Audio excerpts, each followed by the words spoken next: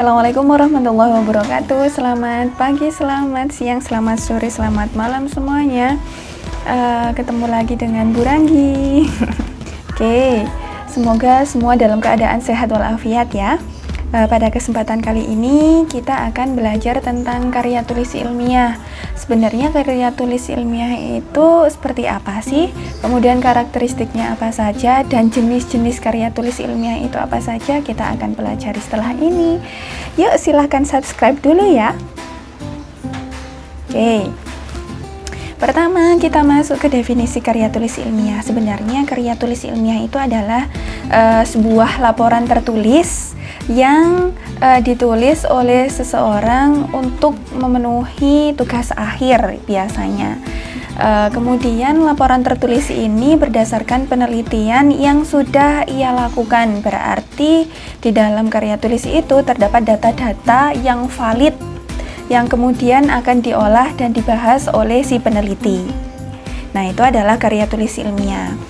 Kemudian yang perlu kita ketahui, karya tulis ilmiah itu sebenarnya ada beberapa kaidah kebahasaan yang digunakan di dalam menulis karya tulis ilmiah. Yang pertama, karakteristik dari karya tulis ilmiah itu adalah menggunakan bahasa Indonesia yang baik dan benar.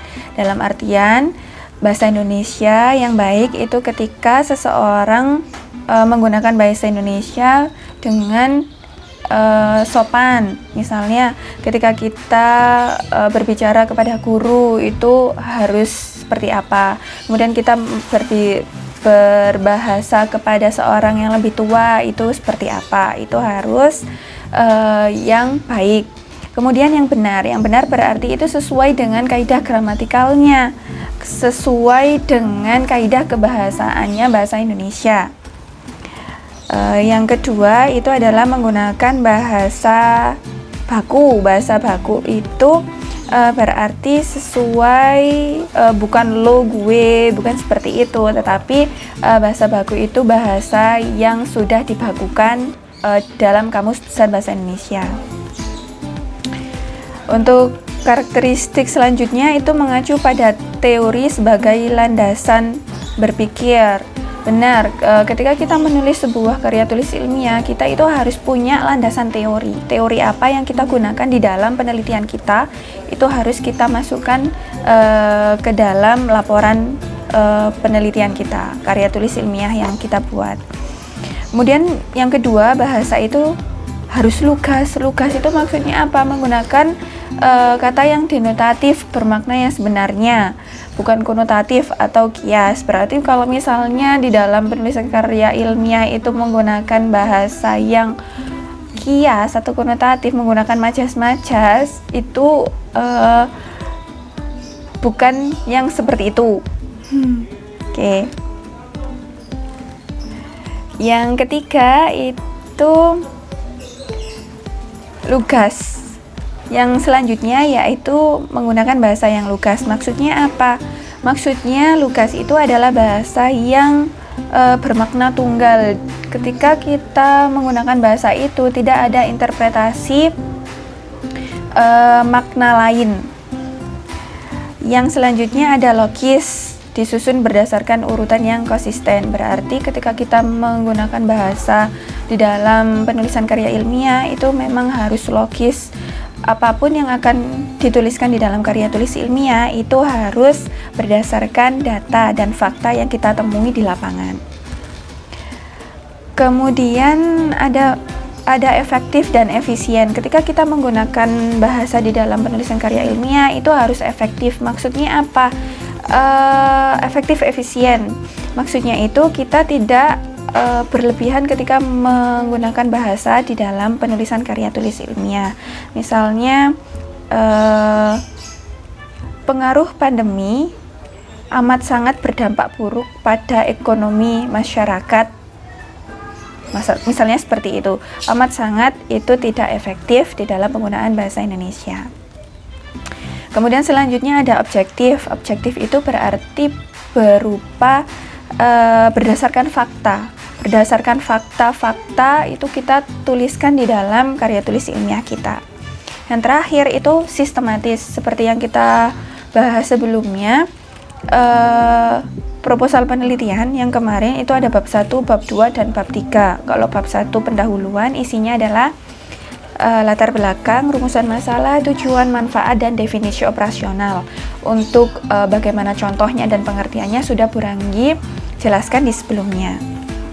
Nah, sistematis ini berarti sesuai dengan penulisan karya tulis ilmiah, yaitu apa saja, mulai dari bab 1 pendahuluan, bab 2 landasan teori atau kajian pustaka, bab 3 metode penelitian, bab 4 itu adalah hasil pembahasan, hasil analisis dan pembahasan, dan bab 5 itu adalah penutup. Penutup di sini itu berupa simpulan dan saran. Oke, kita masuk ke karya tulis ilmiah. Berhubung kemarin sudah proposal bab 1, bab 2, bab 3, berarti sekarang waktunya untuk bab 4 dan bab 5. Untuk bab 4 itu adalah hasil analisis dan pembahasan. Hasil analisis dan pembahasan itu bergantung dengan jenis penelitian apa yang kalian gunakan. Di dalam bab 4, hasil analisis dan pembahasan itu menjawab rumusan masalah yang ada di bab 1 yang sudah kalian tuliskan sebelumnya. Nah, misalnya kalau Bu Ranggi kemarin kan rumusan masalahnya folklore Abbas Sajaka yang terdapat di Jombang. Kemudian yang rumusan kedua itu adalah bagaimana pengembangan cerita anak berdasarkan folklore lisan. Berarti yang pertama, hasil pembahasannya itu adalah saya mendokumentasikan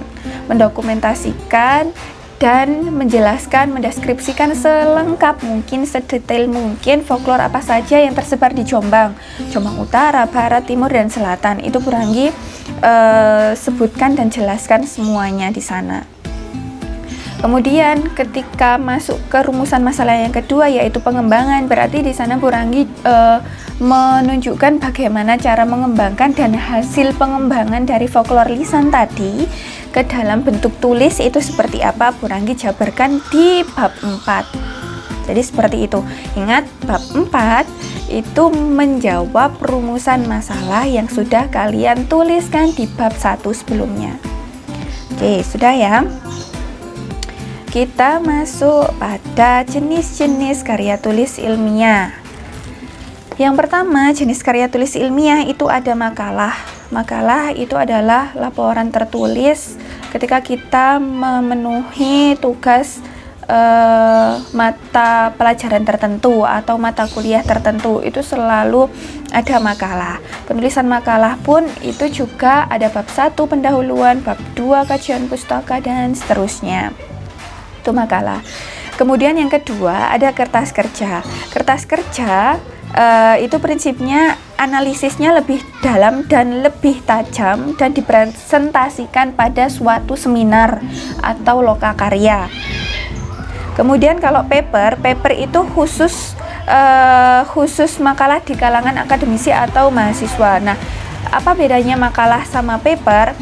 Kalau paper itu dia untuk memenuhi tugas mata kuliah yang biasanya itu sebutannya digunakan untuk mahasiswa, digunakan untuk perguruan tinggi. Kalau makalah biasanya kan di sekolah-sekolah atau instansi itu sudah bisa membuat makalah. Di perguruan tinggi pun membuat makalah, tetapi biasanya istilah yang lebih populer yang dipakai di perguruan tinggi itu adalah paper. Oke. Selanjutnya itu ada skripsi, script suite gitu katanya. Kalau misalnya ada mahasiswa tingkat akhir yang sedang berjuang untuk menyelesaikan script suite-nya, nah itu biasanya harus mendalami benar-benar apa yang mereka jadikan kajian penelitian.